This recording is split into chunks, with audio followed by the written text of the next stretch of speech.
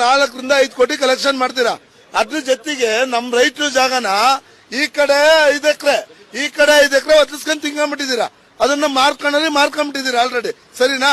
ನೀವ್ ಹೇಳಿದ್ ಯಾವುದೇ ಪ್ರಾಜೆಕ್ಟ್ ಅದ್ರಲ್ಲಿ 6 ಕೆಲಸ ಮಾಡ್ಬೇಕು ಅಂತ ಇದೆ. ಯಾವ ಕೆಲಸ ಮಾಡಿದೀರಾ?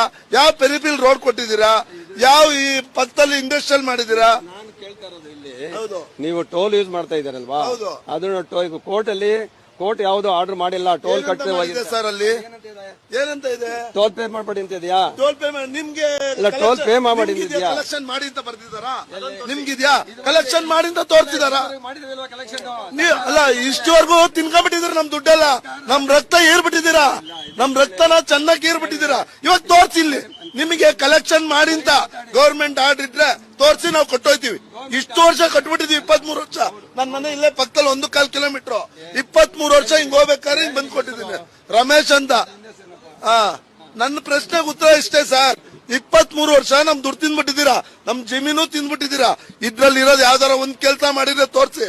ನಮ್ ರಕ್ತನ ಹೆಂಗ್ ಕುಡಿತಾ ಇದ್ದೀರಾ ಅಂದ್ರೆ ಇವಾಗ ನಮ್ ಚೆನ್ನಾಗ್ ಕುಡಿದ್ಬಿಟ್ಟಿದ್ದೀರಾ ಆಲ್ರೆಡಿ. ಹೇಳಿ ಸರ್. ಸರ್, ಬೆಳಗಿಂದ ಸಂಜೆವರೆಗೂ ಕೆಲಸ ಮಾಡ್ತಾರೆ ನಾವು.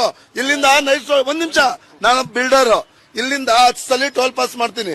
ನನ್ನ ಮನೆ ಇರೋದು ಇಲ್ಲೇ ಇದೆ, ಕೊಡಗೇಹಳ್ಳಿ. ಹೌದು, 8 ಸಲ ಟೋಲ್ ಕೊಡ್ತೀನಿ ನಾನು. ಹೌದು, ನೀವೆಲ್ಲ ಪಾಲನೆ ಮಾಡಿದ್ದೀರಾ? ನೀವು ಪಾಲನೆ ಮಾಡಿದ್ದೀರಾ? ನೀವು ಪಾಲನೆ ಮಾಡಿದ್ದೀರಾ? ನೀವು ಪಾಲನೆ ಮಾಡ್ರಿ, ಕೊಡ್ತೀವಿ. ನಾನು ಹೇಳ್ತಾ ಇರೋದು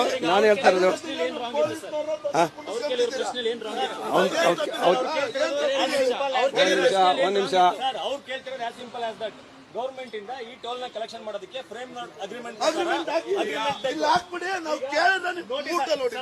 ನೋಟಿಸ್ ಹಾಕಿದ್ರಲ್ಲ ಸರ್. ಕೋಡ್ ಎಲ್ಲೂ ಹೇಳಿಲ್ಲ, ಕಟ್ಟಬಾರ್ದು ಅಂತ ಹೇಳಿ ನೋಟಿಸ್ ಹಾಕಿದ್ರಲ್ಲ. ಹಂಗೆ ಫ್ರೇಮ್ ವರ್ಕ್ ಅಗ್ರಿಮೆಂಟ್ ಪ್ರಕಾರ ಈ ಟೋಲ್ ನ ಕಟ್ಟಿಸ್ಕೋಬೇಕು ಅಂತ ಗವರ್ಮೆಂಟ್ ಪರ್ಮಿಷನ್ ಕೊಟ್ಟಿರೋ ನೋಟಿಸ್ ಹಾಕಿ